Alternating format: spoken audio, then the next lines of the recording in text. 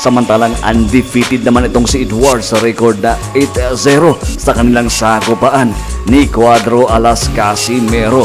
Sa kanilang final win, nag-aangas pa itong Briton na talagang makukuha niya yung IBF Flyweight title na hawak ni Nukuya champion na si Cuadro Alas Casimero.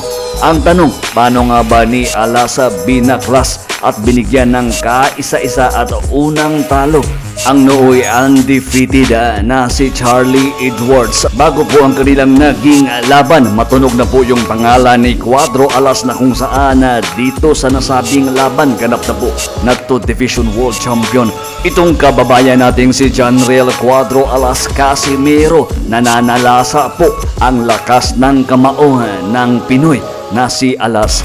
Ngunit bago tayo magpatuloy, kung ngayon ka lang napadpad dito sa ating channel, please palike at subscribe at pasuporta naman dito sa ating channel.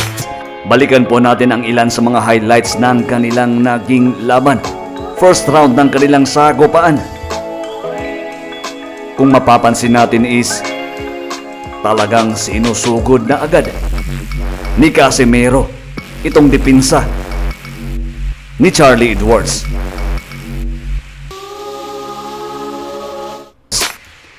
Napakagandang body shot at right uppercut ni Cuadro Alas. Ayun, dito sa round 4 is muntik nang bumagsak po itong si Edwards nang matamaan ang napakalakas na right uppercut ni Cuadro Alas. Dito sa slow motion makikita natin na talagang sapul na sapul at muntik nang bumagsak itong si Charlie Edwards. Dito sa round 7, talagang dinomina ni Cuadro Alas itong si Edwards. Maganda yung mga kombinasyon at mga atake ni Cuadro Alas. Makikita at halatang halata na talagang nahihirapan na itong si Charlie Edwards sa mga patama na natanggap galing kay Cuadro Alas.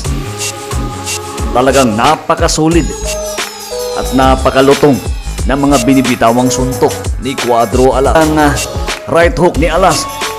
Dito sa round 10, bumagsak po itong si Edwards nang matamaan ng napakalakas na left hook ni Alas. Bumagsak po itong si Edwards at tumilapon po sa lakas ng suntok ni Cuadro Alas. At dito po is tinigil na ng referee ang laban. Panalo po si Cuadro Alas sa via 10th round at technical knockout. Kung mapapansin natin, talagang napakalakas ng left hook na binitawan ni Cuadro Alas. Tumilapon po sa lakas ng suntok itong si Edwards. Talagang tihaya po itong si Charlie Edwards. Ganong kalakas yung binibitawang suntok ni Janriel Cuadro Alas Casimero. Nagawa pa po ni Edwards na tumayo para ipagpatuloy ang laban.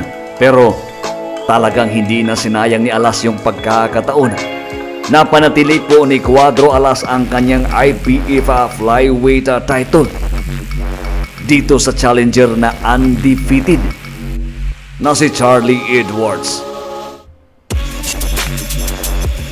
Hanggang dito lang muna ang hatid ng Sports Fest PH. Sa di pa nakapag-like at subscribe sa ating channel, please pasuporta naman. Hanggang sa muli, maraming salamat po.